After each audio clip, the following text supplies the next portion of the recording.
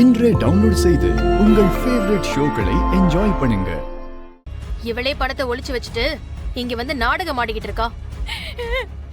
சித்தி, அப்படிலாம் பேசாதீங்க. தேனு கண்டிப்பா அப்படிலாம் பண்ணிருக்க மாட்டா. அவ அப்படிப்பட்ட பொண்ணும் இல்ல. உன் தங்கச்சிய நீ நம்பலாம், நாங்க நம்பணும்னு எந்த அவசியமும் இல்லையே. என்னமோ உன் தங்கச்சி உலக மகா உத்தமின்னு சர்டிபிகேட்லாம் கொடுக்கற. ஏற்கனவே எவன் கூடயோ காசுக்காக பழகினவதானே இவ. இப்ப காசை பார்த்தோன்னு பழக்க தோஷத்துல திருடி இருக்கா. மனசுல இருக்கிற மிடில் கிளாஸ் புத்தி எந்த நிலைக்கு போனாலும் மாறாது. என் பொண்ணு என்ன வார்த்தை சொல்றாங்க பாத்தீங்களா? வேணா ஜெயா, இருங்க, பொறுமையா இருங்க, பொறுமையா இருங்க. சித்தி, நீங்களும் ஒரு பொண்ணை பெத்தவங்க தானே, ஏன் இப்படி இறக்கமே இல்லாம பேசுறீங்க? என்னடி நீ எனக்கு ஆர்டர் போடுறியா? உன் தங்கச்சி மாதிரியா இருக்கா என் பொண்ணு?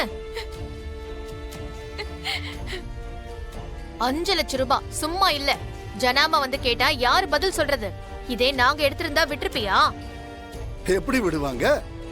மேடம் தானே மொத்த அக்கவுண்ட்ஸையும் பாக்குறது. அவங்க எவ்வளவு பெரிய ஆளு.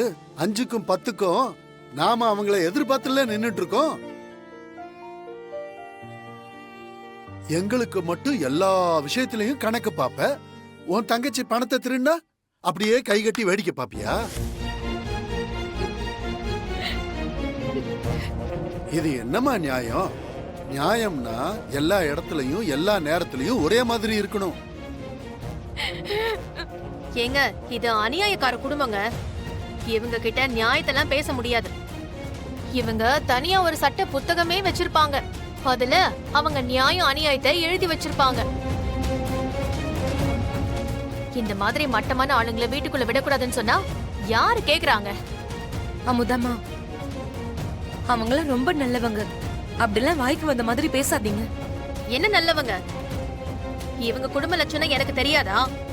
மூத்த மகளை சிபிக்கு திருட்டுத்தனமா தாலி கட்ட வச்சாங்க. இப்ப 2வது மகளை ப்ராப்பரா திருட்டு தொழிலுக்கே அனுப்பிட்டாங்க.